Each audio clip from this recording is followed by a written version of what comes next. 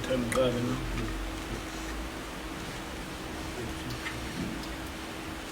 Ngiyababingelela abantwana abayingcwele endaweni ezahlukene. I greet all the saints in various places. Siyaxolisa ukuthi siqala late ngenxa yama-problem esihlangana nawo e-technology. We regret the fact that we have had to start a bit late due to some technological glitches.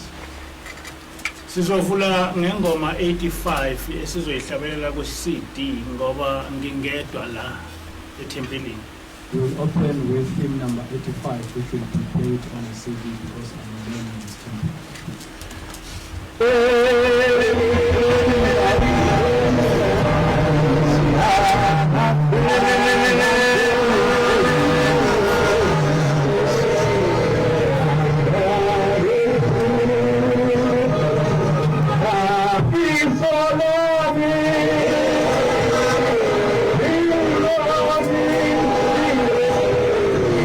Andai pula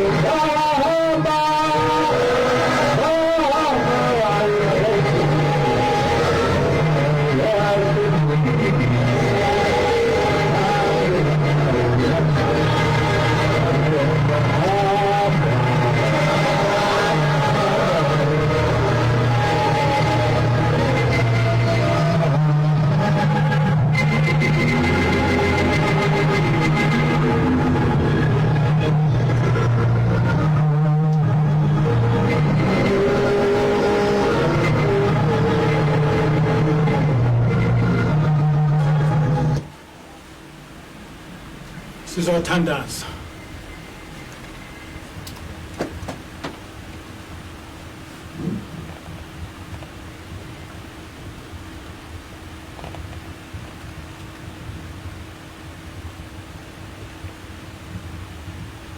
Amen. Amen.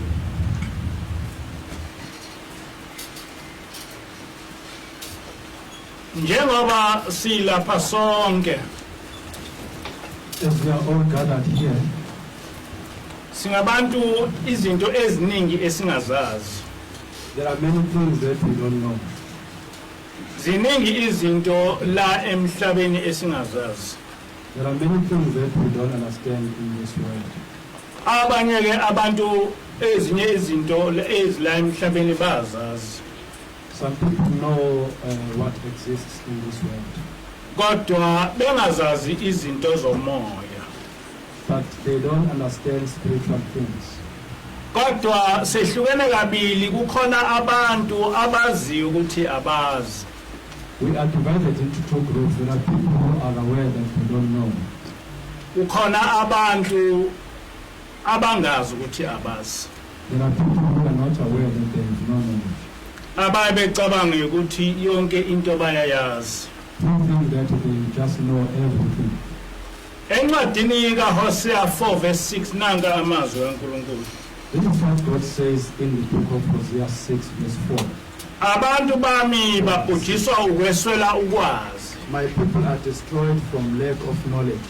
Ngokuba ukulahlile ukwazi nami ngiyakulahla wena. Because you have rejected knowledge, I also reject you as my priests. Ungabi ngumpriest wami. I also reject you as my priests. Ukhohli ngoba ukhohliwe umthetho kaNkulunkulu wakho. Because you have ignored the law of your God. Uma ubhekisisa lamazwi kaNkulunkulu, uthi uNkulunkulu abantu babhujiswa ukungazi. If you check these words of God very carefully, he says people are destroyed due to lack of knowledge. Ebesethi ngoba awazi naye uzokulahla ekulahlele ukuthi awazi. And then God says, just because you have no knowledge, he will reject you just because you don't know, you have no knowledge. Ngamanye amazwi uNkulunkulu uyakulahla ekulahlele ukungazi. In other words, God can condemn you for not knowing. Ngaleyo ndlela ke kuchaza ukuthi kusemsebenzini wethu sonke ukuba sifunde. In that sense, it simply means that we have the responsibility to learn and to read. Kakhulukazi sifunde ngoNkulunkulu wethu. We need to learn especially about our God. Ngoba uNkulunkulu uyaqhubeka uthi ukhohliwe umthetho kaNkulunkulu wakho. He proceeds and says you have ignored the law of your God. Isikhathi esiningi siyawephula umthetho kaNkulunkulu. In most instances, we break the law of God. We breach the law of God Siwephuliswe ukungazi. due to our lack of knowledge. Singaboni ukuthi asazi. Not knowing that we don't even know. Ziningi izinkolo ezikhona lapha emhlabeni. There are many religions or faith systems in this world. Kodwa ngizonamethela enkolweni yethu, inkolo kaJehova eyafika lapha noNkulunkulu ivela eSinayi. But today I'll just focus on our faith system which was brought to us by God on Mount Sinai. Abantwana bakwaIsrael babehluphekile behlushwa isizwe saseGibhithe. The children of Israel were inflicted by the nation of Egypt. Behlushwa uFaro. They were oppressed by Pharaoh. Basebekhala kuNkulunkulu ukuthi akehle ezulwini ezobakhulula. And they cried to God so that he could come down from heaven and liberate them. Uma ungase ucabange uyabona ukuthi laba bantu babekholiwe ngempela. If you think about this, you can see that these people truly believed in God. Mhlawumbe ukukholwa kwabo kwenzwa ukuhlupheka ababebhekene nabo. Maybe this was mainly due to the oppression that they had to endure. Ngoba uma ngabe ugqilaziwe ungazi nokuthi kufanele uhambe uyephi bese uthi uNkulunkulu akehle ezulwini ezokukhulula ithemba elikhulu lelo. Because if you are oppressed and you don't know where to seek assistance and you cry to God to come down and liberate you, that simply means that you have great faith. Nempela uNkulunkulu wehla ezulwini wazokhulula abantwana bakwaIsrael walwa noFaro wazomnqoba. Indeed, God did come down from heaven and actually fought against Pharaoh until he overcame him. Wayese uyaphuma nabo eGibhite hamba ebheke eKenani. He then took them out of Egypt on their way to the land of Canaan. Kwathi sahambe indawana nje wayese uyehla wayese eletha inkolo yethu. While he had traveled with them just a few kilometers, he then came down and brought our faith system. Lenkolo yethu esayilethelwa uNkulunkulu yayiyinkolo eyisivumelwane phakathi kaNkulunkulu nathi. This faith system was about an agreement between our God and ourselves. Lesi sivumelwane esithi uNkulunkulu uyosenzela noma yini esicelayo. This agreement entailed the fact that God will do anything that we will ask of him. Uyosibheka njengabantwana bakhe.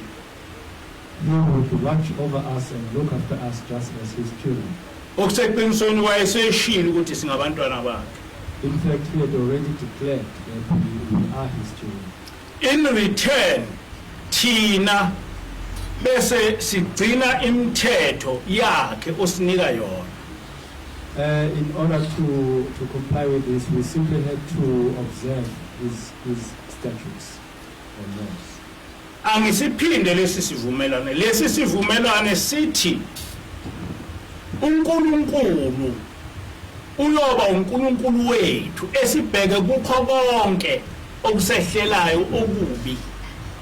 Let me repeat the details of this agreement. It was about God becoming our God and actually taking care of us and fighting against all our problems. Bese kuthi thina silandela lokho noma imithetho yakhe osifundise yona ukuthi asiyilandele. Then our part will be to observe all his laws according to his commands. uNkulunkulu uJehova uyena owaqala ukuba egcine isithembiso sakhe sokuthi singabantwana bakho uyosivikela kukho konke. Our God Yahweh is the one who did that first, who fulfilled that promise first by protecting us from all evil. Okokuqala kwathi mangabe isizwe sakwaIsrael sesibhekene namabutho kaFaro, uNkulunkulu wavula ulwandle bahamba phakathi kulo bangaminza. First of all, when the children of Israel were confronted by the soldiers of Pharaoh, God just opened up the sea into two, and then the children of Israel could just walk through it without drowning. Laba bantu babe baningi beya ezigidini ezimbili. This was a big multitude, almost 2 million. Kodwa kwathi uma amabutho kaFaro ethi ayabalandela ulwandle lwabuya lwababulala bonke. But when Pharaoh's soldiers tried to pursue them, the sea actually came together and the waters of the sea came together and destroyed all of them. Ngenkathi uNkulunkulu esehamba nalaba bantu waletha ifu emini ukuba libe ngaphezulu kwabo. When God traveled or walked with his people, he actually brought a cloud during the day so that it could cover them. So bangakuzwa ukushisa kwelanga. So they didn't feel the heat of the sun. Ebusuku waletha umlilo okhanyisa yonke indawo. At night he then brought a cloud of fire which provided light all around them. lokho okwakwenza ukuthi imini ifane nobusuku. And that simply made each day similar to each night.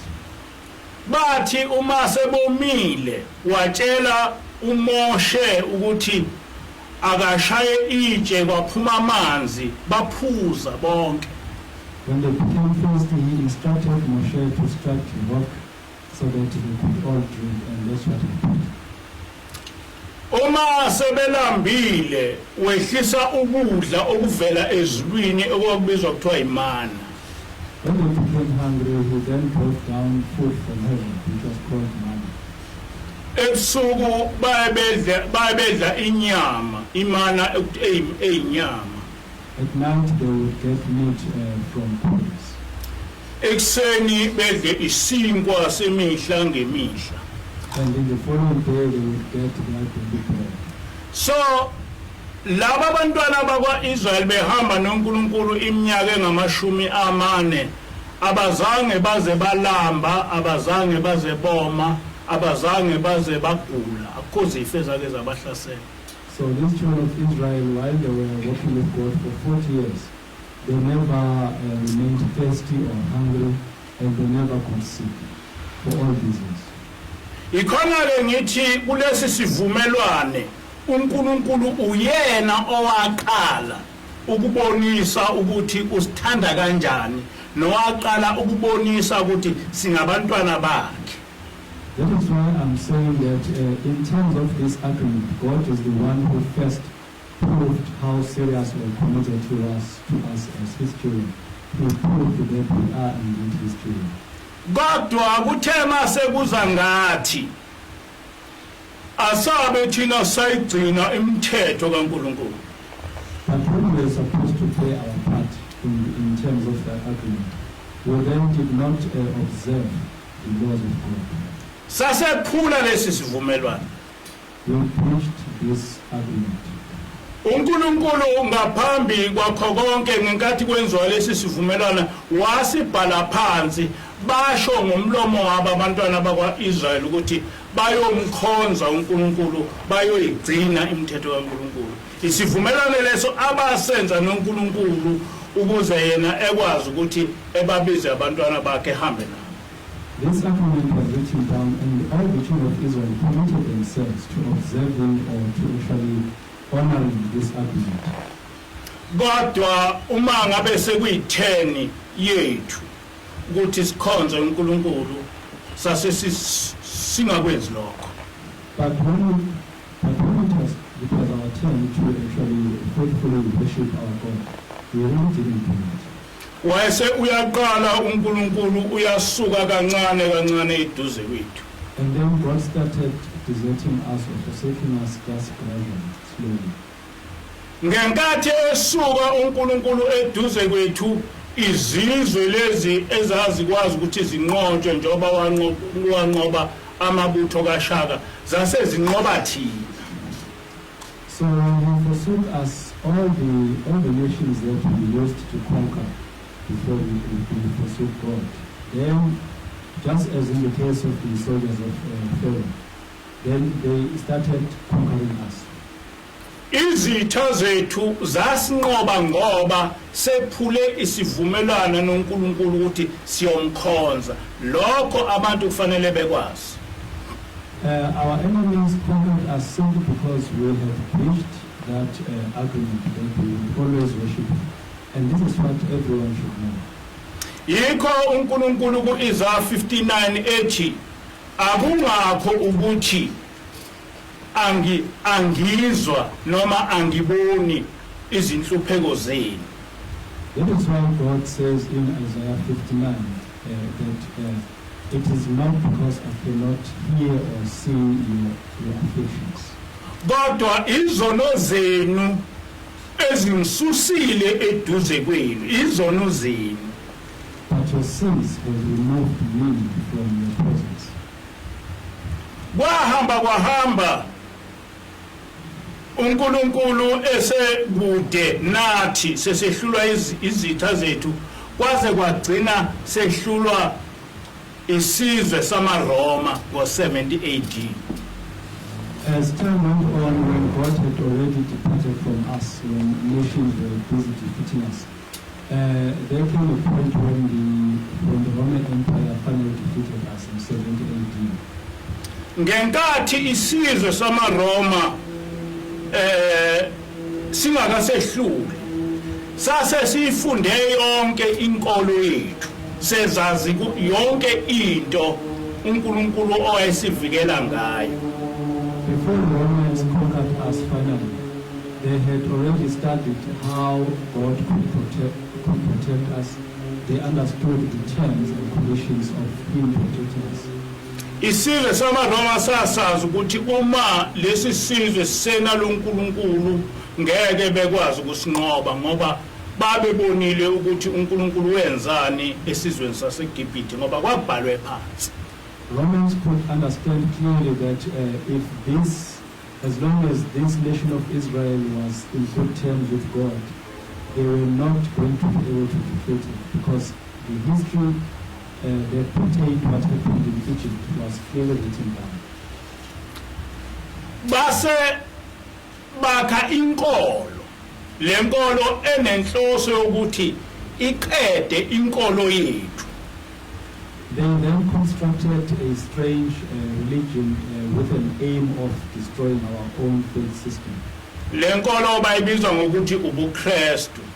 They named this religion Christianity. Uthi umprofeti uIsaiah Shembe ukuthula kube kuye uNkulunkulu usebenza ngomuntu. Prophet Isaiah Shembe, peace be upon him, says God operates through a human agent. No Satan futhi usebenza ngomuntu. Satan also operates through a human agent. Ngalokho uSathane wasebenza ngabantu ukunqoba inkolo kaJehova. Therefore Satan used human beings to destroy the faith system of Yahweh. Njengoba uNkulunkulu wakha inkolo noSathane wakha inkolo ezoqeda inkolo kaJehova. Just as Yahweh broke down his own faith system, so did Satan construct his own religion, which was going to destroy Yahweh's faith system. Uma ubhekisisa ukhiye wenkolo kaJehova umthetho kaJehova. If we were to carefully study the faith system of Yahweh, you will understand that his laws are key to our own survival spiritually. Uma ngabe uchitha umthetho kaJehova usuke usuchithe inkolo kaJehova, usuke usuchithe isivumelwano esikhona phakathi kwakho noNkulunkulu. If one were to do away with the law of God, then that would be similar to doing away with the agreement that is between God and his people. Yikho kule ncwadi kaHosea 4 ethi uJehova ukhohliwe umthetho kaNkulunkulu wakho. That is why Yahweh says in Hosea 4 that you have ignored the law of your God. Kodwa manje abantwana bakwaIsrael kwase kungakho ukuthi beqa umthetho kaNkulunkulu, kodwa baphoqwa ukuchitha umthetho kaNkulunkulu. It came to a point when the children of Israel were not just breaking the law of God, but they were actually forced to do away with the law of God. Abagcinanga ngokuthi befundiswe noma bephoqwe ukuchitha umthetho kaNkulunkulu, kodwa baphoqwa futhi ukuthi bechithe igama likaNkulunkulu. In addition to all that, they were also forced to do away with the name of their God. Bagcina bengasakwazi ukuthi begcine noma imuphi umthetho kaNkulunkulu. They ended up not being able to keep any law of God. Bagcina bengasakwazi ukuthi bememeze igama likaNkulunkulu. They ended up not being able to actually call the name of God. nendodana kaNkulunkulu uYeshua nayo yachithwa ukuthi bebize igama layo. Even the Son of God, Yeshua, his name was actually done away with, and the children of Israel were no longer able to call his name. Kodwa kwase lesi sizwe sakha uNkulunkulu waso esambiza ngokuthi uJesu, kodwa wayengakaze bekhona emhlabeni. And this Gentile nation ended up constructing its own God called Jesus. Jesus who never existed in this world. Ngithena ekuqaleni kubalekile ukuthi noma ungazi kodwa wazi ukuthi awazi ngoba uzofunda. In my opening remarks, I actually mentioned that it is very important for one to understand that they don't know, because it is from that point that one can start learning something. Ngoba uma wazi ukuthi awazi uyaye uyimisele ukwazi. If one knows clearly that they don't know, then they will intend gaining some knowledge. Sonke sithema sazalwa kubusa inkolo yobuKristu. When we were all born, we started living when Christianity was already extremely dominant in this world. Le nkolo yobuKristu sayikholwa ukuthi inkolo kaNkulunkulu. We also believe that this religion was from God. Ngoba sasingazi umsuka wayo ukuthi yakheke kanjani. That was mainly because we didn't know how it was constructed in the first place. Kodwa uma usulandela umsuka wayo inkolo yobuKristu, inkolo opposa inkolo kaJehova. But when you carefully analyze this religion, you can clearly see that it is about opposing the faith system of Yahweh. Ngenkathi amaRoma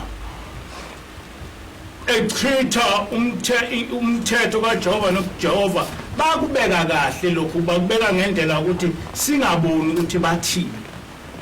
When they started doing away with the law of God, they actually became very diplomatic in doing so that people could not understand their actual intentions. Abashongo ukuthi sichitha umthetho kaJehova ngalenkolo sichitha umthetho kaJehova, cha bakushongo. They didn't mention that through this religion, which is Christianity, they were doing away with the law of God. They didn't do it. Kodwa bathi asisaphili ngaphansi komthetho. But they simply claimed that they were no longer living under the law. Abaze basho ukuthi asisaphili ngaphansi komthetho kaJehova, bathi njena asisaphili ngomthetho, asaphili ngaphansi komthetho. They didn't specifically mention that they no longer lived under the law of Yahweh. They simply said they no longer lived under the law. Kodwa uma usuthi uyalandela yonke imithetho kaJehova, uthole ukuthi okuseqinisweni babethi asisaphili ngaphansi komthetho kaJehova.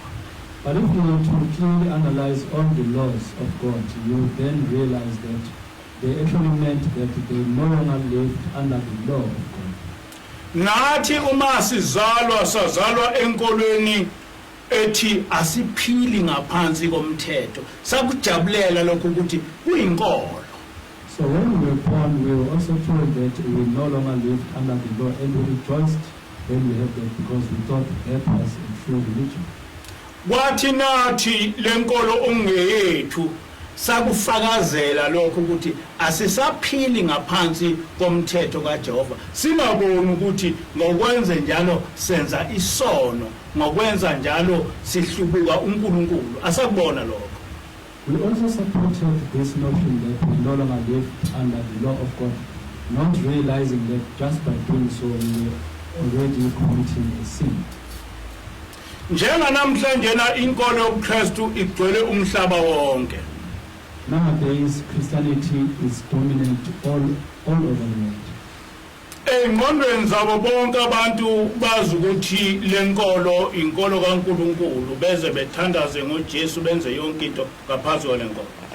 In the minds of each and every member, most people believe that this is God's religion, and they come to Him in the name of this Jesus. Kodwa zonke izono ezikhona emhlabeni zakheke ngaphansi kwalenkolo.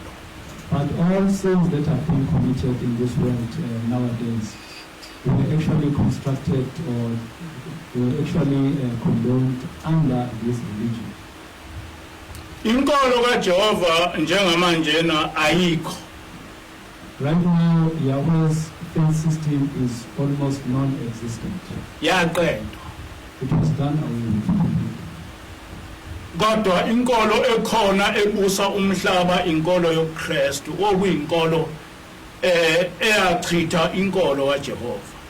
But today Christianity is dominating the whole world, and it is the same religion that was used to do away with the faith system of the world. Akulona ihaba ukuthi njenganamhlanje na umuntu obusa umhlaba uSathane. We are not exaggerating if we claim that today the one who is actually ruling this world is Satan. Kodwa uSathane ubusa umhlaba ngaphansi kwenkolo. But he is doing so under a religion. Uthi-ke uShembe uSathane uma ngabe efuna ukwenza into noma ukuphikisa uNkulunkulu usebenzisa umuntu. Shembe says that whenever Satan wants to oppose God's instructions, he does so operating through a human agent. Kodwa njengamanje emhlabeni uSathane ukuze enqobe uJehova usebenzisa inkolo. But today Satan has also used a religion in order to oppose whatever God says. Ngijwayele ukukhuluma ngezingilosi. I'm used to talking about angels. Uma ngikhuluma ngezingilosi abantu abaningi baye bengiphikise mangithi sihamba nengilosi. Whenever I talk about angels, many people actually oppose me whenever I say we are staying with an angel. Kakhulukazi amaKristu. Especially Christians. AmaKristu uma engiphikisa ukuthi sihamba nengilosi isikhathi esiningi basuke bengakusho lokho ngoba beqonda ukuphikisa nje. Kodwa kungenxa ukuthi abakholwa lokho. Whenever Christians oppose me when I say we stay with an angel, it is not simply because they want to oppose me for the sake of opposing me. It's simply because they just don't believe it. Ngoba enkolweni yabo akakaze ibe khona ingilosi. That is because in their religion there has never been an angel. Kodwa abantu abaningi abakho aware ukuthi enkolweni yoKristu ayikaze ibe khona ingilosi. But many people are not even aware that within Christianity there has never been an angel. Ingilosi yagcina ukuba khona emhlabeni ngabapostoli. The last time when an angel actually became visible, or it was during the times of apostles. Ngaleso sikhathi izingilosi zayihamba nabantu. During those days, angels would stay or walk or even walk with human beings. Ukuba ingilosi zaqhubeka nokuba khona enkolweni yoKristu, ngabe amaKristu akanayo inkinga uma ngithi sihamba nengilosi ngoba vele enkolweni kaJehova abantu babehamba nengilosi. If angels had continued existing even within Christianity, so Christians would not oppose my notion of staying with an angel, because of course angels existed even before Christianity. Ngizofunda incwadi kaExodus 23 verse 20 to 22. I will read from the book of Exodus 23, verse 20 to 22. verses 20 to 22. Beka ngiyathuma ingilosi phambi kwakho ukuba ikulondoloze endleleni ikuyise endaweni engiyilungisile. See, I am sending an angel ahead of you to guide you along the way and to bring you to the place I have prepared. Yiqaphele ulalele izwi layo ungayicununi lokhu ayikukuthethelela isiphambeko zenu ngokuba igama lami likulu.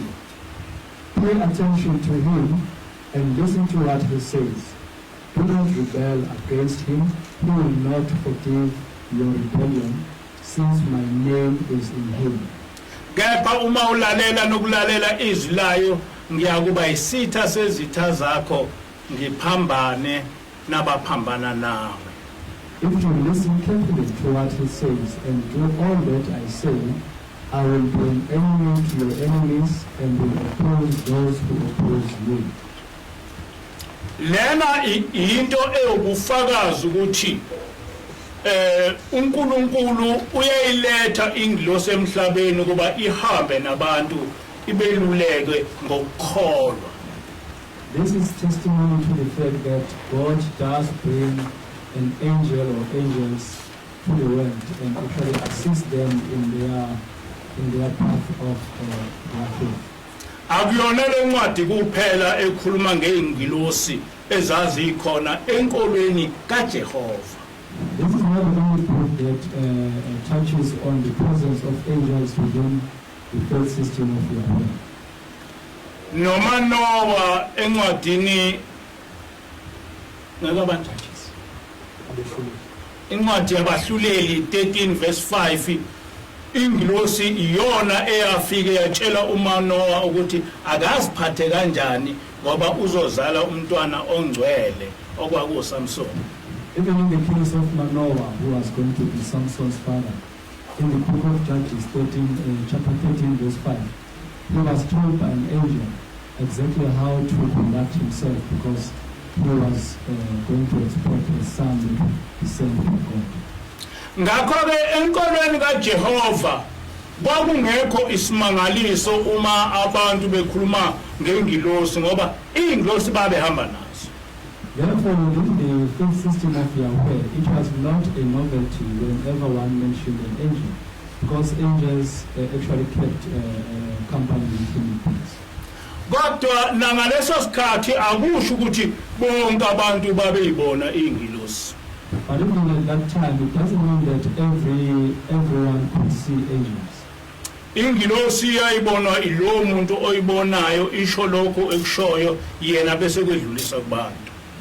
An angel would be visible to that particular person because he would just convey that specific message, and that person would then share it with other people.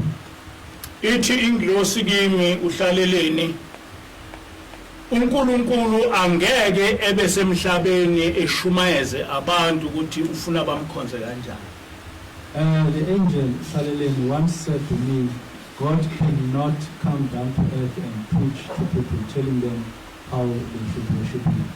Kodwa ufika kumuntu oyedwa eshiye umyalezo lo muntu bese eqhubezela kubantu lokho kushiwo uNkulunkulu. But he comes to just one individual and leaves that specific message so that that person can then share it with other people, telling them how God is to be worshipped. Ithi-ke ingilosi nami angikwazi ukuthi ngime phambi kwabantu ngishumayele ngibatshele ukuthi uNkulunkulu ukhonzwa kanjani. The angel also said to me she could also not stand in front of the congregation and actually preach explaining how God wants to be worshipped. Ithi kodwa konke okufanele ngikukhulume kufanele ngikukhulume kini nina bese nikwedlulisela kubantu.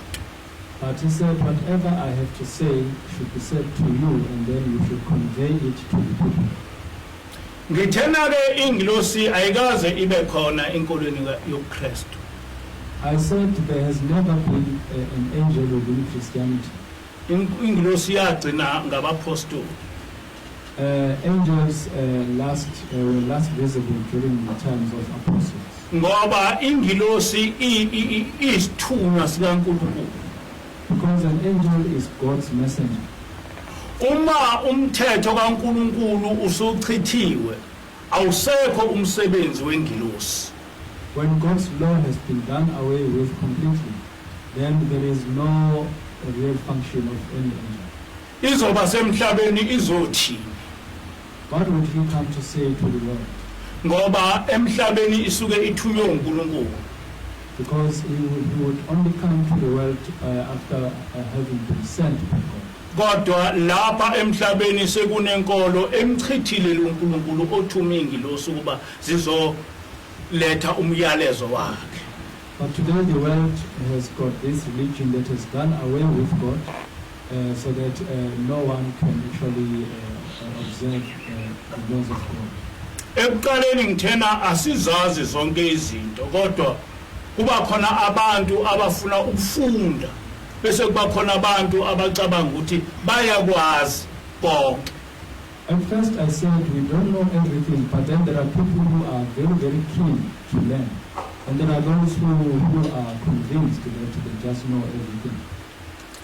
Ngithi ke akumangalisi uma amaKristu ethi ingilosi ayikho ngoba ingilosi ayikaze ibe khona enkolweni yabo. I don't say it doesn't come as a surprise that most Christians deny the fact that angels exist, because there has never been any angel within their own religion. Umuntu ofike nengilosi emva ofike nengilosi ngumprofeti uIsaiah ukuthula kube kuye. Another individual who actually who came together with angels was Prophet Isaiah. Umprofeti Isaiah wafika nengilosi ngoba wayethulwe uNkulunkulu ezovuselela inkolo kaNkulunkulu. Prophet Isaiah came with an angel because he had been sent by God to revive the faith system of Abantu. Igama lalengilosi kwaku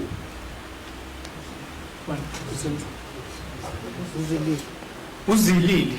The name of this angel was Zilili. Noma uzilili kwakuyingilosi yeSabatha. Uzinzile. Oh, the name of this angel was Zilili because Zilili was an angel of Sabbath. Uzinzile kwakuyingilosi ehamba nobaba mkhulu okwakuyiyona emtshela yonke into yasezulwini ukuthi kufanele ukuthi enze ukuthi ngesikhathi esithize enzeni ingilosi eyayimtshela ngoba yena wayesenyameni ngaleso sikhathi. Zilili always stayed and actually guided the prophet, telling him exactly what to do according to God's prescriptions, because he was in flesh at that particular time. Kodwa ukuthi ubaba mkhulu wayehamba nengilosi zinzile amaNazaretha ayingayiboni leyo ngilosi. And the fact that the prophet always walked with that angel Zinzile was not really known to most Muslims. Kodwa ayikholwa ukuthi ikhona lengilosi. They did believe that the angel existed indeed. Ngakho ke ukuba nathi sihambe nengilosi akusiyona into entsha enkolweni kaJehova. Therefore, the fact that we also stand and walk with an angel is not really a novelty within the faith system of Yahweh. Into eyaba khona kusukela emandulo yayisiphela ngenkathi inkolo kaJehova iqedwa. It is something that happened from early times and which actually came to a stop when the faith system of Yahweh was finally done away with. Kodwa isimo thina esiphila kuso asifani nesimo umprofeti owayiphila kuso. But the conditions or situations under which we live nowadays are not exactly the same as those that marked the time of the prophet. Umprofeti wafike washumayela abantu abangakholiwe abangazilutho ngokukholwa. When the prophet came, he preached to people who were completely ignorant concerning affairs of faith. Nababe sengamaKristu kwakunezinto eziningi ezethulwa umprofeti ababengazazi.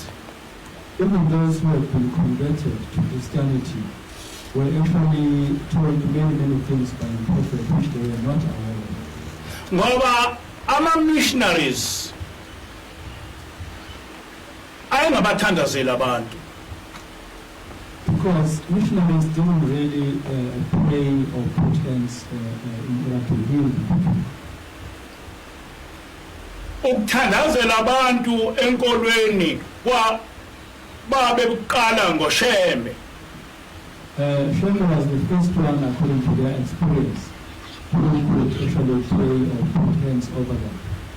Lamazwi ngiwathatha kwinto eyayikhulunywa nguye ukuthi wathi ma eseba umprofeti wahamba nezinsizwa zamaweseli. I've derived all these words from what he himself said, that when he became a prophet, he actually spent time or walked with young men from Presbyterian Church or Wesleyan Church. Uthike uShembe into eyayibamangalisa ukuthi ngenkathi ehamba nabo eshumayela yena wayefike ebathandazela abantu bephile, into eyayingaziwa kuma-missionary churches. Shembe said they were surprised because whenever he walked with them, he would just pray and put hands on the people, which was something that missionaries had never taught. Enze zonke lezi zimangaliso ezazenziwa uJesu ngesikhathi sakhe. He would also perform all the miracles that he performed by Yeshua when he was in this world. Okwakuyivangeli lama-missionaries ukuthi leyo nto yokuthandazela abantu nokwenza imangaliso into eyagcina ngoJesu. Missionaries had always been claiming that such miracles, like for example praying and putting hands on or placing hands on people, ended during the times of Yeshua. Kodwa babengafuni ukusho ukuthi ukuthandazela abantu nokuphilisa abantu kwagcina ngenkolo kaJehova, ngoba uJesu wayengaphansi kwenkolo kaJehova nabapostoli laba babephilisa abantu bengaphansi kwenkolo kaJehova. But they simply didn't want to mention the fact that all these miracles stopped happened only under the faith system of Yahweh, because Yeshua and his apostles were directly under the faith system of Yahweh. Ngakho-ke abantu ababengakholiwe mabebona uShembe eshumayela enza zonke lezi zinto, nabantu ngamaKristu sebeba amaNazaretha, kwakuyizinto ezibamangalisayo lezi ezazenza ukuthi benamathele kuShembe ukuthi lo muntu uthunywe uNkulunkulu ngempela. So when people who were not attached to any religion or faith system, even those who were already Christians, whenever they saw all these miracles which were performed by Shembe, they started believing that he indeed had been sent by God. Kodwa akunjalo kithi. But that is not the case today. Thina sinikezwe umsebenzi olukhulu kakhulu. We have been given a very tough task. Yathi ingilosi azikho imangaliso enizozenza.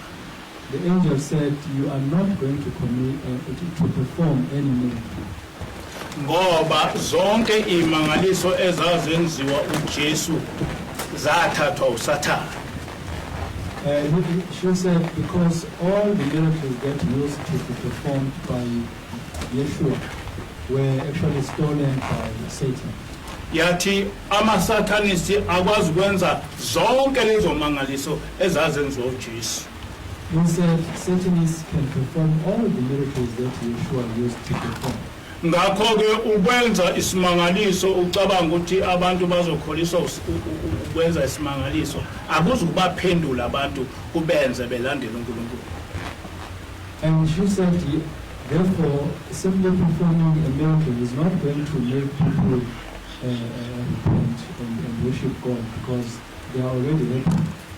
Inkinga yokuqala leyo esibhekane nayo.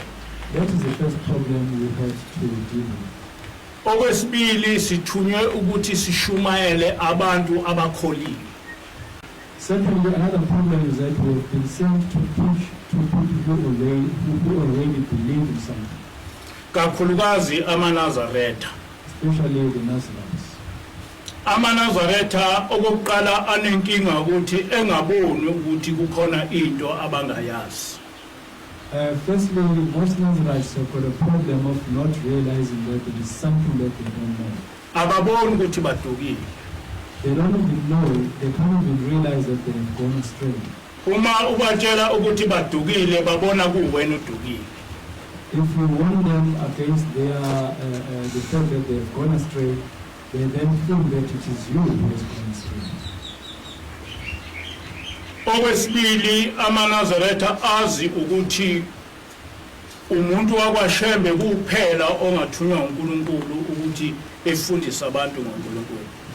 Secondly, most Nazarites believe that only a person from the Shembe family can be sent by God to preach to human beings. Ngakho-ke uma ungaveli emndenini wakwaShembe uthi uthunywe uNkulunkulu uhamba noNkulunkulu, leyo nto bayayichitha ngoba abayikholwa noma mhlawumbe beyikholwa kodwa banomona ukwamukela lokho. Therefore, if you come forward and say you have been sent by God, even though you don't come from the Shembe family, they cannot accept that simply because they don't believe, or maybe it's also because they are jealous. Uma bebona ukuthi ngempela lo muntu lona ikhona ingilosi ohamba nayo, bayebekushintshe lokho bethi hayi ingilosi kaSathane. Bese beyithuka nabethi hayi idemoni lena uSathane. Ngoba sebebona ukuthi ikhona into ohamba nayo kodwa abakwazi ukuthi bethi nekaNkulunkulu bazothi kaSathane.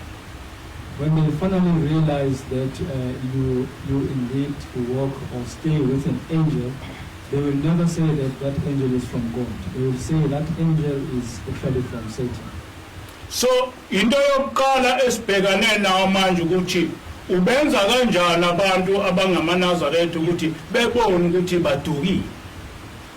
The main challenge now is how do we convince people who are Nazarites so that they can realize that they have gone astray. AmaKristu nawo njengamaNazaretha bazi ukuthi lenkolo abakuyona iyiqiniso. Christians also, just like Nazarites, believe that the religion that they are in is a true religion. Uma ubatshela ukuthi lento eniyenzayo ipha isono bathi uyagxeka. When you tell them that what you are doing, through what you are doing, you are committing sin, then they say you are simply criticizing them. So uma sebethena uyagxeka basuke bezama ukuvika ukuthi ubatshele ukuthi lento abayenzayo ayihambelani nomthetho kaNkulunkulu. So once they say you are busy criticizing them, it is another way of actually stopping you from telling them that whatever they are doing is contrary to the law of God. Ngithena ingilosi yathi kithi angikwazi kuba ngikhulume nabantu kodwa lokho engikukhuluma kini nina kufanele ukuthi nikwedlulise kubantu. I said, the angel said to us, she could not directly speak to the people, whatever she would tell us should then be conveyed to them. Uma ingilosi ifika kimi ifika ithukuthele isola into kufanele ukuthi mina ngize kini nami ngithathe more or less lesasimo sengilosi leyo nto ngiyisho nje ingilosi biyisho. If the same angel comes to me looking furious, telling me about something that is happening within the church, I should also take the same countenance and tell the church about it. Isibonelo nje ngenkathi ifika ingilosi into yokuqala eyayisola very strongly indaba yokukhonza amadlozi, indaba yokuhlabela amadlozi. For example, when the angel first came, she strongly criticized the practice of sacrificing to the spirits of the dead. Lento eyayikhuluma ngangiyenza. When she said that, it was actually something that I also practiced at the time. Kodwa ngenkathi ikhuluma yathi angihambe ngiyotshela abantu ukuthi lento i-wrong kanje ngiyotshela abantu ngento nami ngesono engisenzayo. But when she gave me that instruction, she said I should actually go and tell the people how wrong that practice was. It was something that I also practiced at the time. Ngakwenza lokho ngenkathi ngikwenza lokho ngathola inhlamba eziningi eziphuma kumakholwa kakhulukazi kumaNazaretha ukuthi lento engiyikhulumayo ayikho. I did exactly as the angel had instructed me, but when I spoke to the people, I got strongly insulted because people thought that what I was saying was invalid. Ngiyafisa ukuba abantu abafuna iqiniso likaNkulunkulu beyilalele into engiyishoyo ngoba ayisukimi isuka kuNkulunkulu. I would like to encourage people to listen to whatever I say, because I don't just talk whatever I want to say, but I say whatever God has instructed me to. Lezi zinto engisikhuluma kini ziyokuniphikisa kodwa ziyokuniphilisa. Kodwa zophilisa labo bantu abangayiziwula kodwa abahlakaniphile. Whatever I'm saying to you today will actually provide life to you, but it is only those who are wise who will benefit from what I'm saying today. Ngifisa ukufunda incwadi kaDeuteronomy 28 from verse 58 to 62. I'd like to read from the book of Deuteronomy 28 from verse 56. From verse 58 to 62. Uma ungaqapheli ukwenza onke amazwi alomthetho alotshiwe kule ncwadi ukuba wesabe igama lakhe elidumisekayo nelesabekayo elithi uJehova nguNkulunkulu wakho.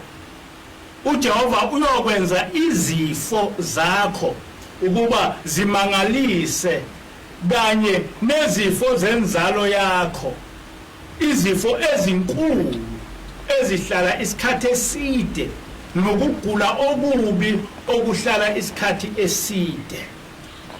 If we do not carefully follow all the words of this law which are written in this book and do not revere this glorious and awesome name, the Lord your God, the Lord will send fearful plagues on you and your descendants, harsh and prolonged disasters, and severe and lingering illnesses.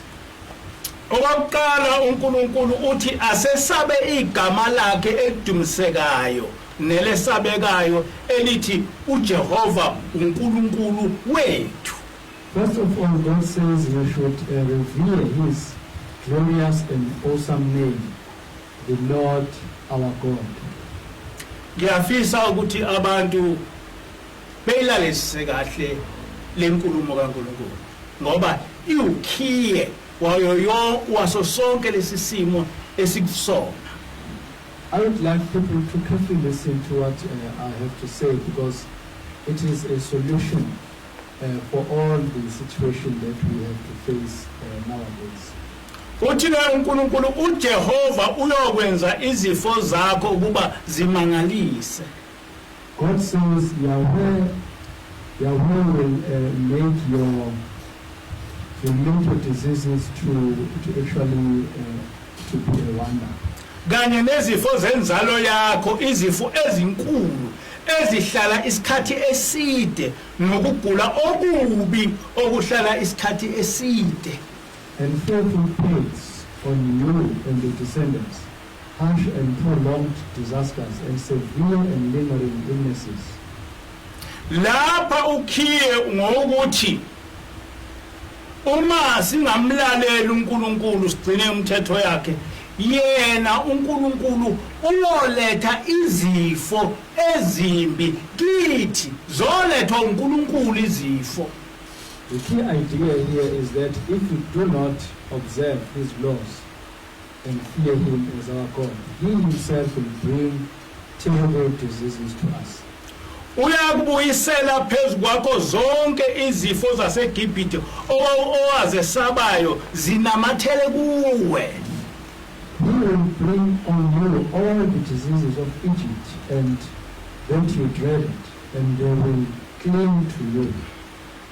Bonke ukugula nazo zonke izifo okungalotshiwe encwadini yalomthetho lokho uJehova uyakukukhweza phezu kwakho uze ubhujiswe.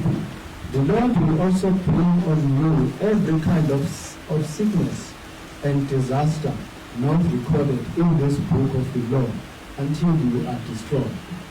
Angazi noma abantu bamuzwa uNkulunkulu ukuthi uthini. I don't know if people are paying attention to what God is saying right now.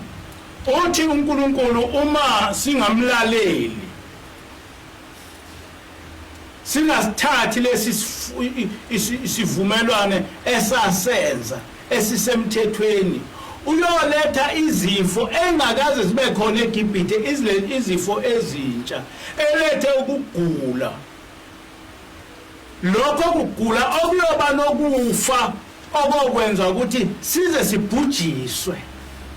He says if we do not carefully observe his laws, he will actually bring all these diseases which are not, which did not even occur even in Egypt, which are also not recorded in this book of the law. That will happen until we are completely destroyed. Niyakushiwa nibe ingcosana. You who are as numerous as the stars in the sky will be left but few in the number. Ya usho njalo uthi niyakushiwa nibe ingcosana ingane nani ingangezinkanyezi zezulu ngobuningi ngokuba awulalelanga izwi kaJehova uNkulunkulu wakho. Because you did not obey the Lord your God. Uthi uNkulunkulu sizobhujiswa sibhujiswa ukuthi asimlalelanga. God clearly says we will be destroyed because we have failed to obey him. Sizobhujiswa uye uNkulunkulu. He will destroy us. He himself will destroy us.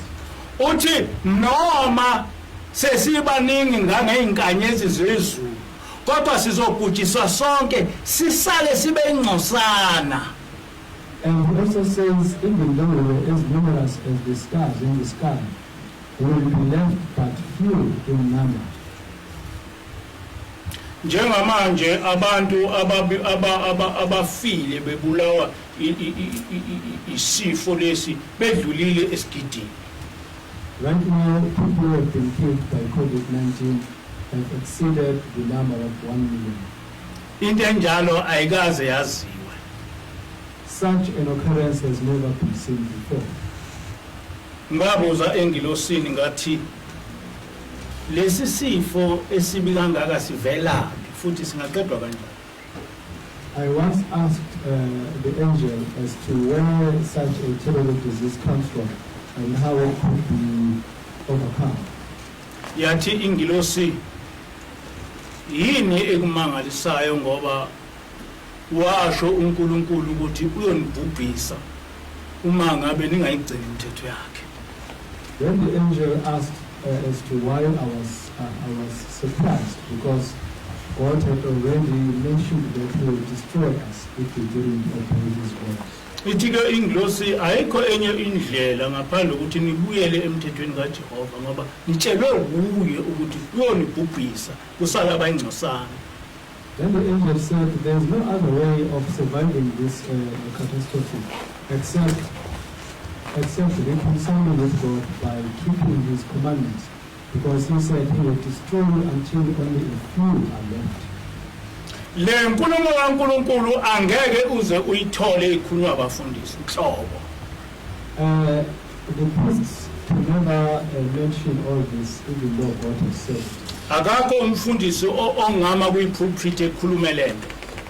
There's no priest who can stand in the pulpit and say exactly what I'm saying. Akakho umfundisi oyoma e-pulpit noma owama e-pulpit wathi lesi sifo sidalwe ukuthi sichithe umthetho kaJehova. No priest has ever stood in a pulpit declaring that this disease has been caused by the fact that we have done away with the law of God. Akakwazi ukusho lokho ngoba vele imfundiso yakhe ithi asiwuchithe umthetho kaJehova. You can't even say that because what he is really teaching is that we should do away with the law of God. ngakho-ke uma esebona le nkulumo ekhulunywa uNkulunkulu kufanele ukuthi eyeqe ngoba uma engase ikhulume ngabe uzenza inhlekisa kubantu ngoba abantu bazobuza ukuthi bathi sifundiswe wena ukuthi singawugcina umthetho kaJehova usuthini manje. So in that priest, if that priest were to see what God has said now, he would actually try by all means to avoid mentioning this, because he would then become a laughing stock to his consequence. So ask what he said now, because he had told that the law of God must not be obeyed. So akwenzekayo ukuthi kukhanyikiswe izinto eziningi ezizodida abantu kodwa bese kushiwo lento exactly eshiwo uNkulunkulu ngathi. So what is happening now is that many reasons are being brought to the fore, and then some people will then start saying exactly what God has said about us. Namhlanje na usuzwa ukukhuluma ngo5G ukuthi balethe iCovid-19 uze sekukhulunywa ngo666 ukuthi abalethe iCovid-19 nayo yonke lento engayona amaqiniso. Today people are busy mentioning 5G as the main cause of COVID-19 and 666 as the main cause of this situation, but that is simply not true. Angeke wazi ukuthi umuntu uma ekhuluma ngo5G abantu nje emhlabeni ukhuluma ngani, uma ukhuluma ngo666 ukhuluma ngani. Akukho lapho ke kwathiwa i666 iyoba isifo esiyobulala abantu. In this way, people will never understand what it means to actually mention 5G or 666, because 666 has never been mentioned as a cause of people's destruction on this planet. Kuyakhulunywa nge666 nama ngazi 666 kodwa engikwazi ukuthi akaze uNkulunkulu ethi i666 iyoba isifo esobulala abantu. People have mentioned 666, and I don't really understand what this 666 is all about. But God has never said that 666 will become a disease that will destroy human beings. Kodwa uNkulunkulu uthena yena uyoveza isifo noma izifo engakaze zibe khona ngisho eGibhithe ezingekho ngisho encwadini yomthetho kusho ukuthi azikho ngisho eBhayibhelini. Lezi zifo izona ezosibulala zisibhubhise zisiqede kusale abayingcosana. But God has simply said that He will bring diseases that did not even exist in Egypt, that actually are not even recorded in the book of the law. And these diseases are going to destroy us so that only a few will be left. Umbuzo uthi le ncwadi ekliye kangaka akukhulunywa ngani ngayo? Now the question is, why is anyone not mentioning such a clear book? Akwazi ukukhulunywa ngayo ngoba enkolweni esikuyona ithi kasichithe umthetho kaJehova. No one can even mention this because according to this religion that is dominant, we are supposed to go away with the law of God. Ngakho ke sizofa nje siphele kodwa angeke size sicele uNkulunkulu ukuthi asindise ngoba uNkulunkulu uyisholo yena ukuthi lokhu kufa kulethwe uye. Therefore, we will just die, and no one is going to think of asking God to save us, because we all know that God has said, He Himself has said that He will bring this disease. But if we could ask Him to save us, He will do so. Uyabona amasonto emhlabeni maningi kuyachwaza kodwa manje kuthula kuthe du. This world is full of churches, but now everyone is just quiet. Umbuzo uthi uma beshumayela bazoshumayela bathini abantu befa. The question is, if they were to continue preaching, what would be their core message? Because the people are busy dying. Bazosho kanjani ukuthi uNkulunkulu akaqede isifo esikhishwe uyena uNkulunkulu? How will they ask God to actually deal with the disease that He has issued? Okungcono ukuthi behibernate bengena emgodini bethule sengathi abekho. The best thing they can do is to hibernate so that they can just be as quiet as if they don't even exist. ngithena ekuqaleni abanye abantu bayazi o abanye abantu abazi kodwa bayazi ukuthi abazi bese kuba khona abantu abangazi ukuthi abazi. At first I said there are people who don't know and they are aware that they don't know, and there are those who don't know but believe that they still know something. Umbuzo uthi kwenzeka kanjani ukuthi lesi sifo lenkulumo kaNkulunkulu iqonde kangaka kodwa kungakhulunywa ngayo? Now the question is, why are people not mentioning this what God has said, because it is just a straightforward statement. Lenkulumo ngake ngayibona ngangayinaka kodwa ithena amayingilosi siyikhuluma ngabuyela kuyo ngayifunda kabusha. I once saw this passage and I didn't really pay any attention to it, but when the angel mentioned it, I then revisited it and read it afresh. Ngaqala ngabona ukuthi yonke lento ukuthi kuthiwa asizile ku yonke lento into useless uma singazili ngokuthi sicela uNkulunkulu asixolele kodwa sibuyele emthethweni wakhe. And then realize that simply fasting and praying cannot help us as long as we don't fast and pray with an intention of returning to Him and obeying His law. Ngoba kukulima ukuthi uNkulunkulu engafike ethi ulethe isifo ngenxa ukuthi sichithe umthetho wakhe bese siya kuNkulunkulu sithi Nkosi siphilise kodwa asizubuyele emthethweni wakho. There's an element of stupidity in this idea of simply asking God to save us from this disease, but though we are not really prepared to obey His law once more. Kodwa okuyikho kufanele sikusho ukuthi sithi Nkosi siyabona ukuthi besingazi silahle umthetho wakho singazi ngakho ke sicela ukubuyela kuwe sibuyele emthethweni wakho sicela ukuthi usixolele. But what we are supposed to do right now is to go back to God and confess that we have abandoned His law and that we would like Him to forgive us so that we can also return to His law and obey it. Ngoba uNkulunkulu seshilo ukuthi ukungazi kwakho akuchazi ukuthi akazukulahla. Because God has already said that the fact that you are ignorant doesn't mean that He will not reject you. Ukungazi kwakho akuchazi ukuthi uma ungawugcina umthetho kaNkulunkulu uNkulunkulu akazukulahla ngokuthi awazi. Not knowing this doesn't really mean that God is going to stop rejecting you simply because you didn't know about His law.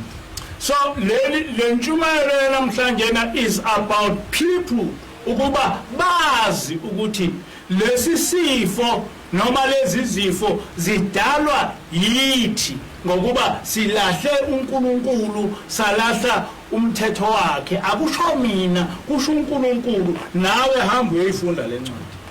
So therefore today's sermon is about clarifying the fact that the main reason why we are afflicted by such diseases today is simply because we have abandoned His law. We therefore need to repent and return to Him. So everyone should go home and read this very same book I read today. Ngesonto ledlule ngishilo ukuthi ngo2019 ingilosi yafika kithi yasitshela ukuthi kuzoba nezifo ezimbi ngakho ke celani kuNkulunkulu ninikele ukuthi enivikele kulezi zifo. Last Sabbath I did mention that the angel came in 2019 and told us that terrible diseases were coming and that we should actually pray so that God could protect us from such terrible diseases. Ayishongo ingilosi ukuthi kuzoba nesifo yathi kuzoba nezifo. She didn't just say there will be a disease, but she said there will be diseases. Njengamanje apart from COVID-19 sekunesifo futhi esibizwa kuthiwa i-variant.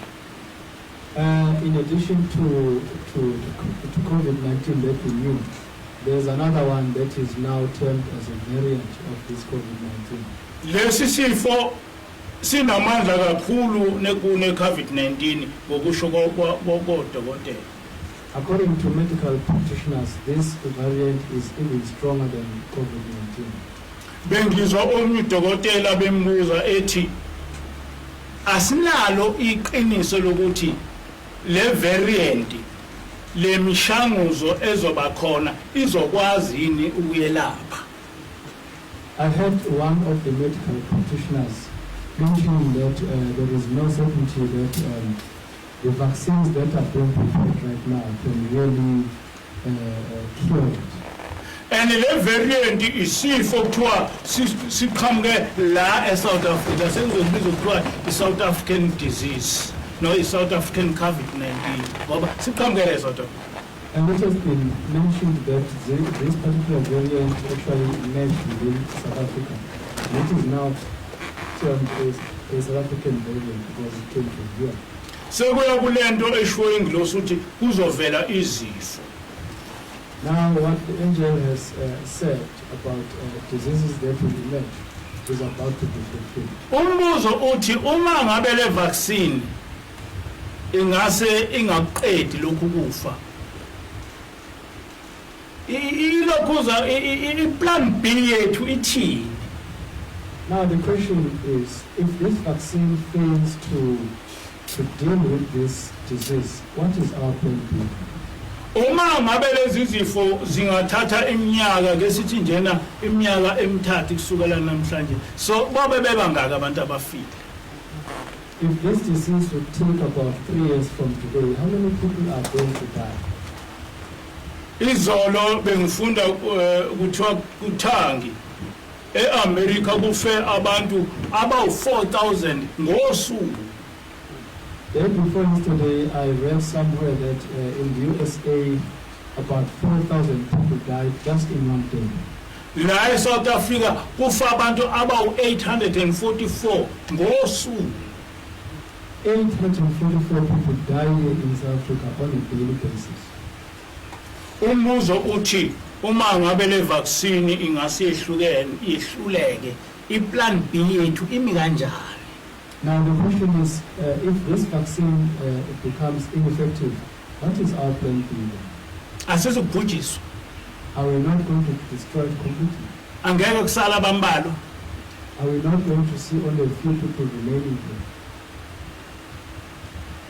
Ngesonto ledlule ngichazile ukuthi ithena inglosi asibone uNkulunkulu ukuthi sithema sicela ukuthi asingafi nemndeni yethu nangampela asaze safa.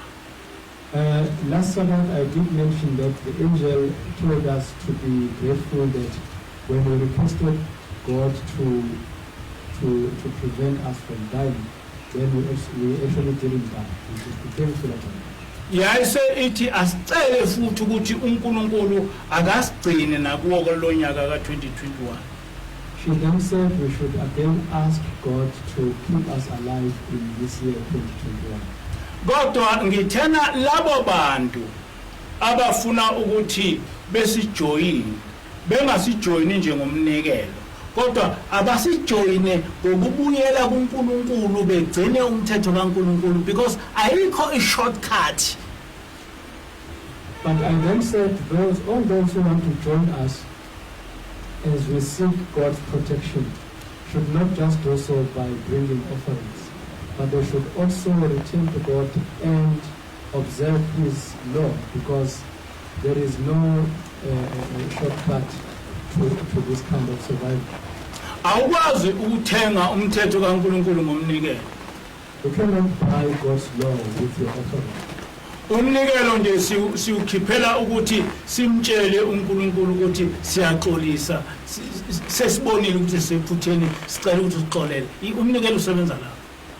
We give offerings simply to prove to God that we are quite sorry about what we've done. But that is the only task. That is the only purpose of giving offerings. Ngamanye amazwi ngomnikelo siya acknowledge ukuthi sisephutheni. In other words, by giving this offering, we are simply acknowledging that we are at fault. kodwa awukwazi uacknowledge ukuthi usephutheni bese uqhubeka nephutha ngoba uma uacknowledge usho ukuthi angisezi kuyenza leyo. But one cannot just acknowledge a certain mistake and still continue committing it, because that is not how it works.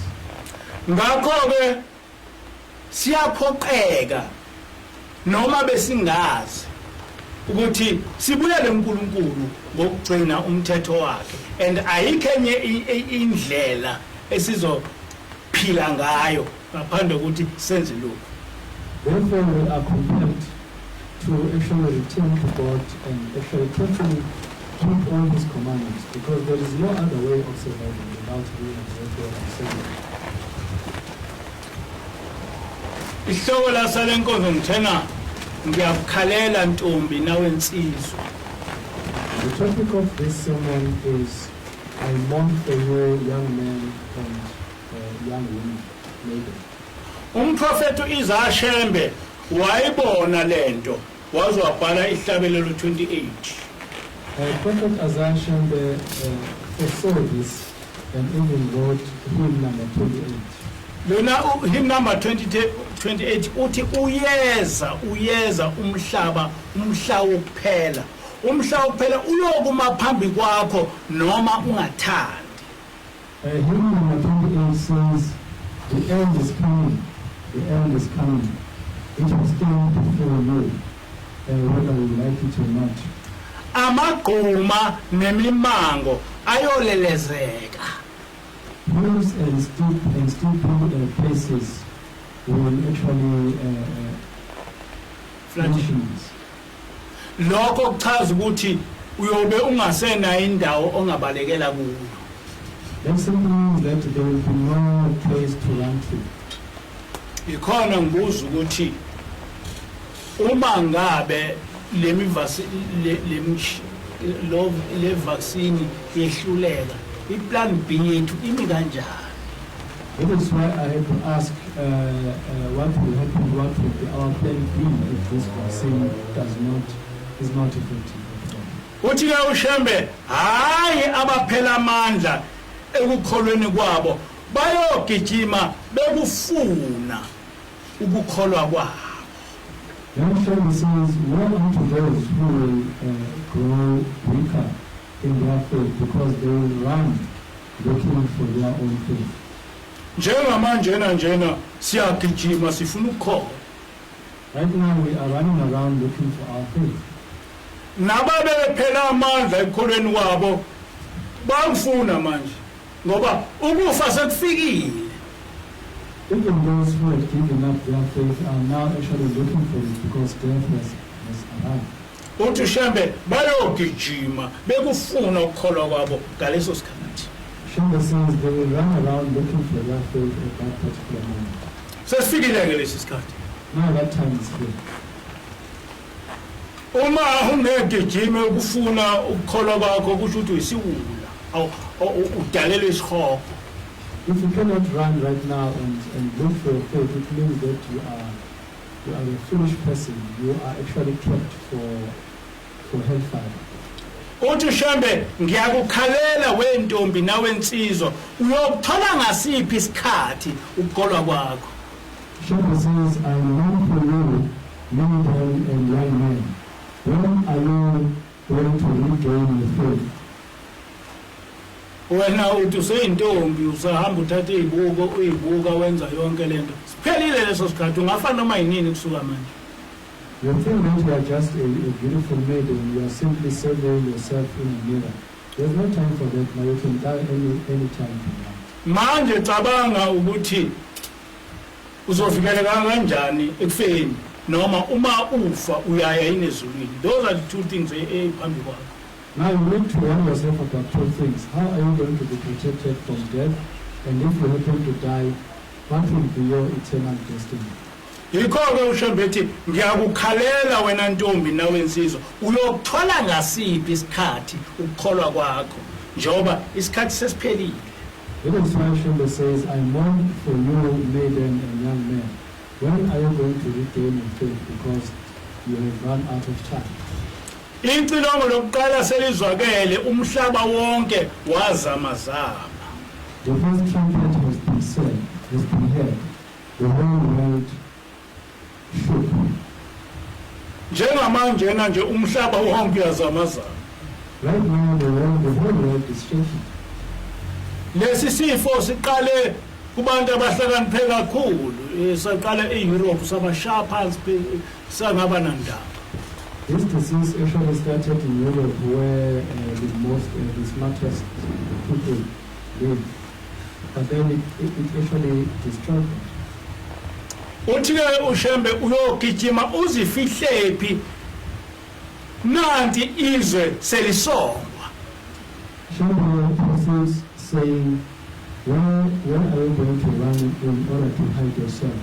Now this world is being folded.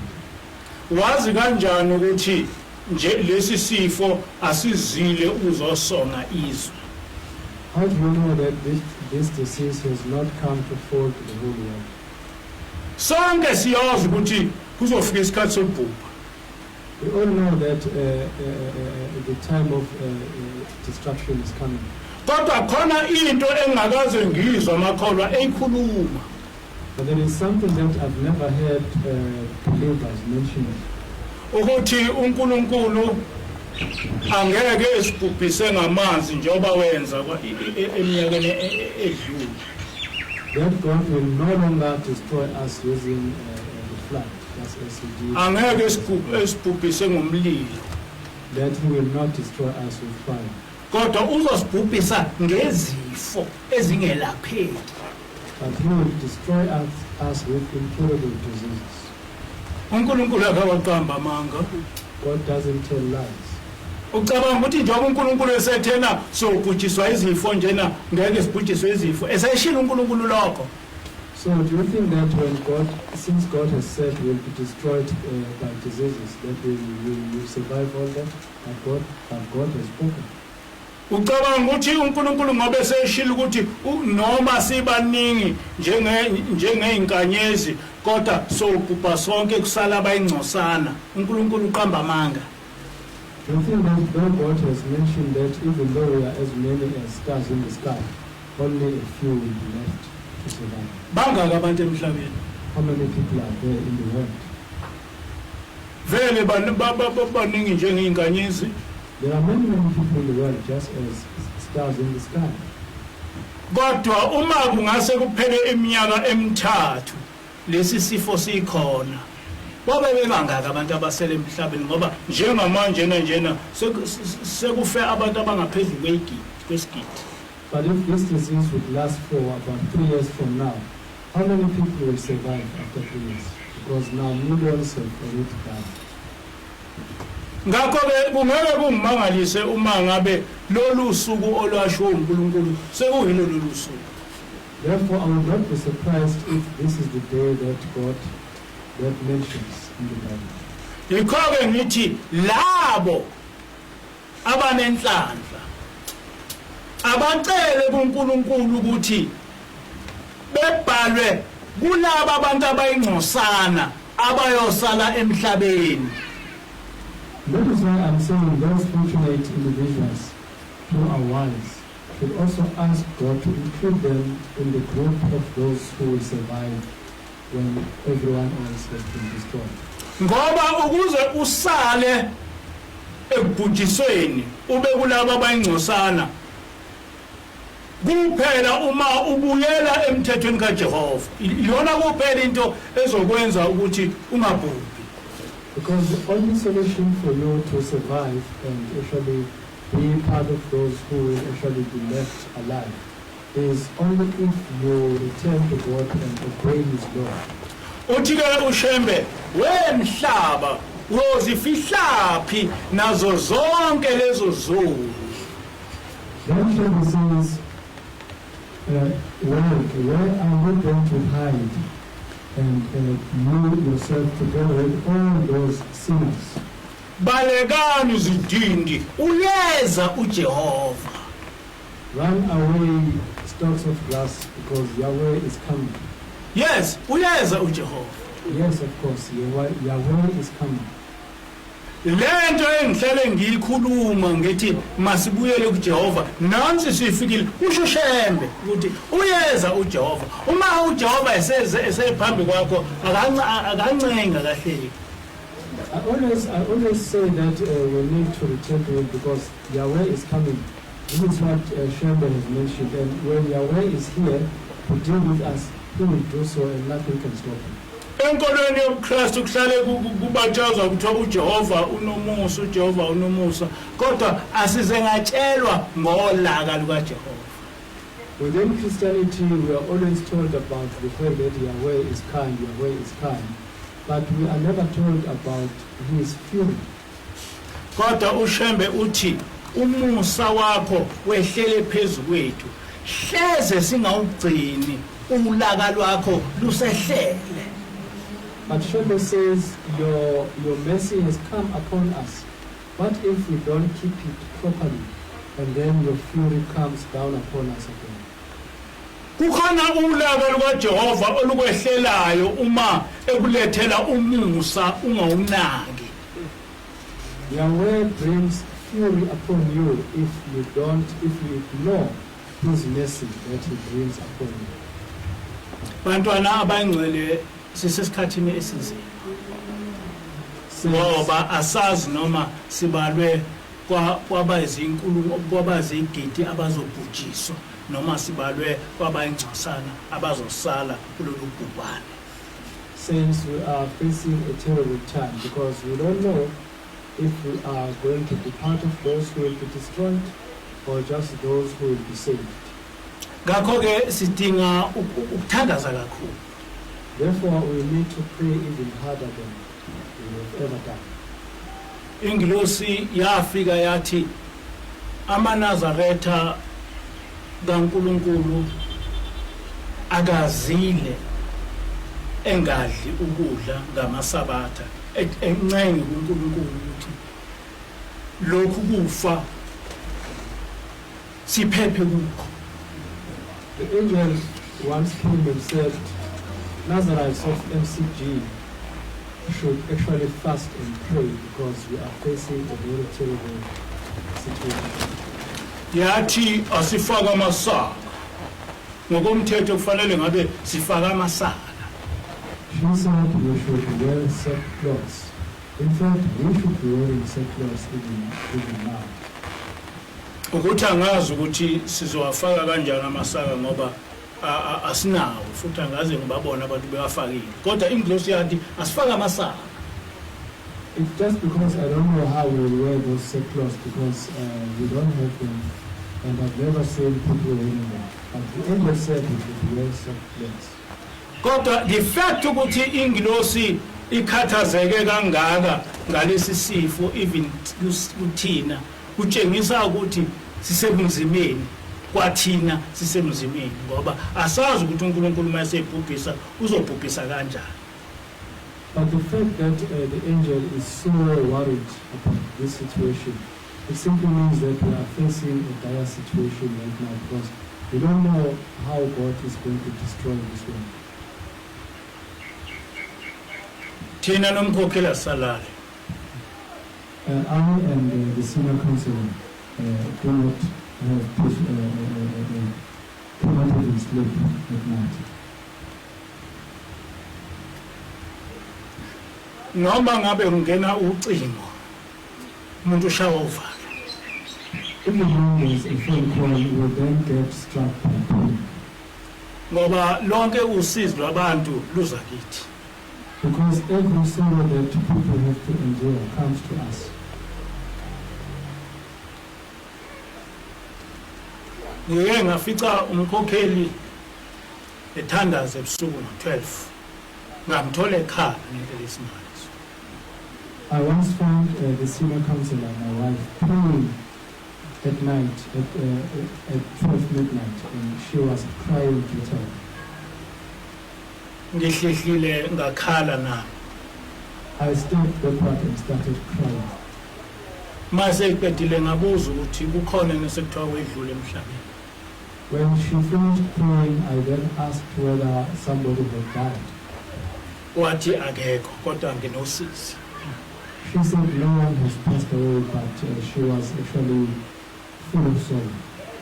ngoba angazi ukuthi uNkulunkulu ukusivikela uzogcina kulesimo esibusona. Because she didn't know how far God would keep on protecting us while we face this situation. Ngakho ke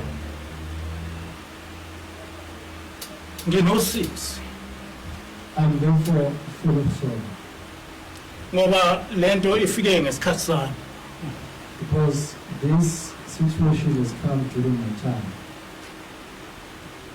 Angazi ukuthi ngizokwenza kanjani ukuthi abantu bebone ukuthi basebenzimeni obungakanani. I don't know how I can make people realize what kind of a dire situation they are facing. Njengamanje na sisakhala ngokuthi uma kuba nama lockdown asizokusebenza. Right now we are still complaining that if we have national lockdowns, we will stop working. Kodwa mhlambe kuzoba nesikhathi lapha esingazukukhuluma indaba yokusebenza ukuzoba inkinga ukuthi singcwabana kanjani. But maybe there will come a time when we will not just speak about work, but we will have to actually deal with the problem of how we have to bury each other. uNkulunkulu bantwana abayingcwele uzosibhubhisa kabuhlungu. Dear saints, God is going to destroy us very, very badly. Kodwa sihlushwa into encane nje ngoba sigcine umthetho kaNkulunkulu. But the only thing that we just need to do is to obey the law of God. Uma uthi utshela abantu ngomthetho kaNkulunkulu bavele bekuthuka. Whenever one tries to warn people about obeying the law of God, they simply hurl insults at you. Kakhulukazi amaNazaretha. Especially the Nazarenes. Ababoni ukuthi bazophela. They don't realize that they will be destroyed completely. Ungamchukuluzi. You should never provoke God. Ngoba angeke ulumele ulaka lwakhe. Because we cannot withstand his fury. Ngifisa ukufunda incwadi yamaHubo 44 verse 24 kuya 25. I would like to read from the book of Psalms, chapter 44. amaHubo 44 Yes, the book of Psalms, chapter 44. verse 24 to 25. Verses 24 to 25. Ngokuba umphefumulo wethu ukhothamele othulini, umzimba wethu unamathele emhlabathini.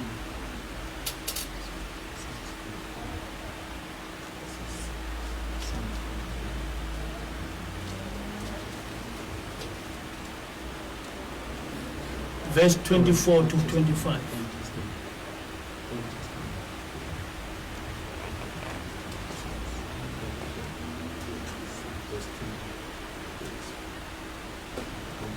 amaHubo 44 verse 24 kuya 25. Psalms 24, verses 24. amaHubo 44 44, verses 24 to 25. Psalms 44, verses 24. Why do you hide your face and forget our misery and oppression? amaHubo 44 verse 24 to 25. 44, please. 25.